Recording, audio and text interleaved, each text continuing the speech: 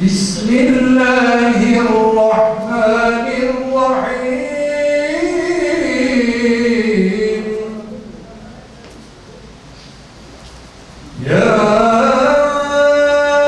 eyyühennâsü u'budu rabbekumüllezî halakakum vellezîne min qablikum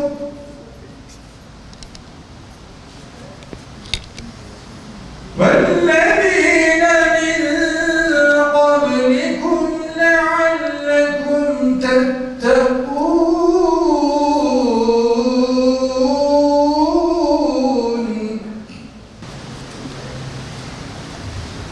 1953 yılında rahmetli dedem Hacı Mehmet Karagözlü buraya bu camiyi yapmışlardı. Ben de çocukluğumdan beri aşağı yukarı 40 yıldır o caminin her türlü ihtiyacıyla alakalı, problemleriyle alakalı 40 yıldır ilgileniyordum.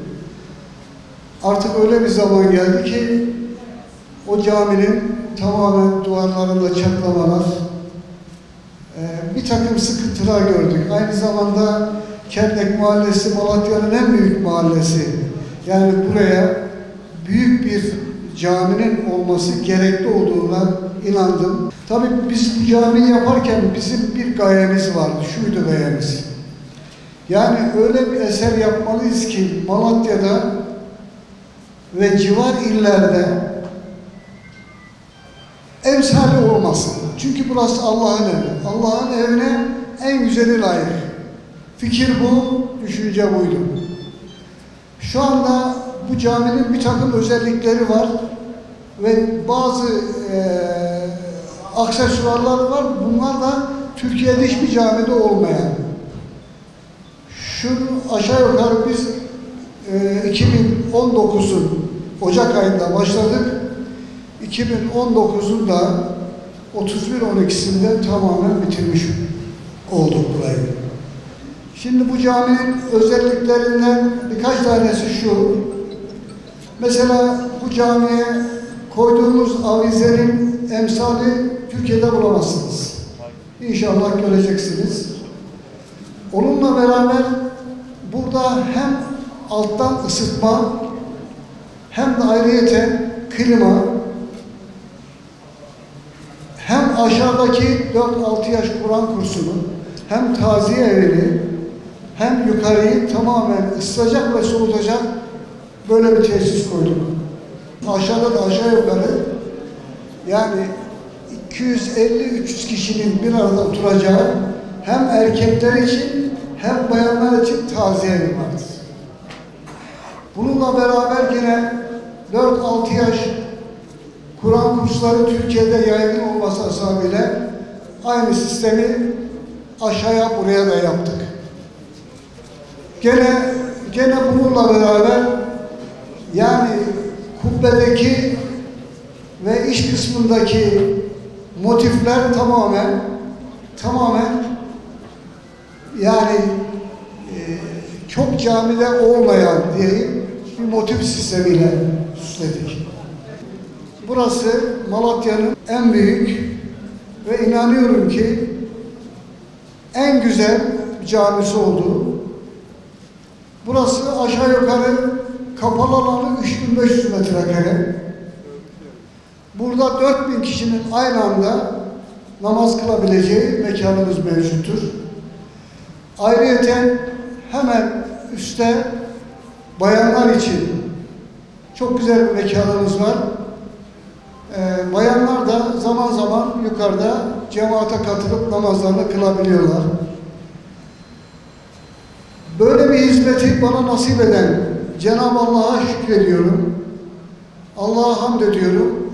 Bir de buraya emeği geçen ustasından, mühendisinden, mimarından, amelesinden Allah ebeden razı olsun. Cami kültürü bizim medeniyetimizin temel taşlarından bir tanesidir. Peygamber Aleyhisselatü Vesselam Efendimiz Mekke'den Medine'ye hicret ettiği zaman ilk yaptığı şey cami olmuştur, mescid olmuştur. Gittiği yerde ilk yapılan mescid Kuba Mescidi ve ondan sonra Medine'ye varır varmaz yapmış olduğu mescid şimdi Mescid-i Nebevi ismiyle müsemma olan mescittir. Buradan hareketle Müslümanlar gittikleri her yerde ilk önce ibadetlerini yapacakları bir mekan tesis ederek şehirleşme başlıyor. Ve günümüze kadar bu geliyor. Mescitler, camiler şekilden şekle, çeşitli şekillerde yapılarak günümüze kadar geliyor. Malumunuz ülkemizde olsun, İslam aleminde olsun birçok cami, birçok mescit var. Bunları yapanlar şu an hayatta değiller. Fakat yaptıkları için bu hayır ve hasenatları devam ediyor elhamdülillah. Peygamber Aleyhisselatü Vesselam Efendimizin ifadesiyle insanoğlu vefat ettiği zaman amel defteri kapanır ancak 3 şekilde açık kalır. Bunlardan bir tanesi de sadakatun cariyetun diyor. Yani hayrı, hasenatı devam eden bir sadaka. İşte bunun içerisine mektep, medrese, han, hamam, yol, çeşme girdiği gibi mescitler ve camiler de girmektedir. Amel defterinin kapanmamasına vesile olan bir cami yaptığı için tekrar iş adamımız, değerli Malatyalı hemşerimiz Nüvit Karagözlü abimizi, büyüğümüzü canı gönülden tebrik ediyoruz. Bu caminin yapılmasına emeği geçen abimizin hayranı kabul eyle. Hayırlı, bereketli, uğurlu olması nasip eyle ya Rabbi. İllallah, bismillah. Lütfen sağlığımıza dikkat edelim.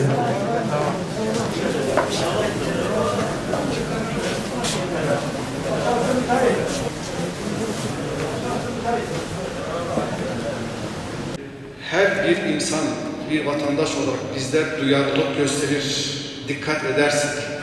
Yani önce temel tedbir kuralları. Nedir onlar? Dışarı çıktığımızda veya kalabalık bir ortamda bulunduğumuzda maske takma. 2. Hijyen kurallarına sonuna kadar dikkat etmek.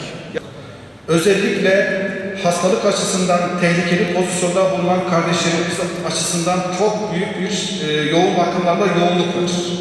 Mekanı terk edip başka bir yere gitmesin. 14 günlük karantina sürecine sonuna kadar dikkat etsin. Bir ikinci husus, hastalığın yayılmasında hasta olan kardeşlerimizi biz hemen ziyaret etmeye gidiyoruz. Bakınız Allah Resulü Aleyhisselatü Vesselam hasta ziyareti sünnet ama eğer bir hastalık bulaşıcı bir özelliği taşıyorsa o insan kendi bulunduğu mekanda kalsın.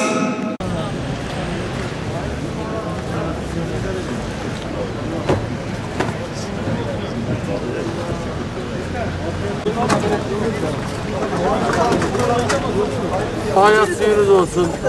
Allah hayrınızı kabul eylesin. Bismillahirrahmanirrahim.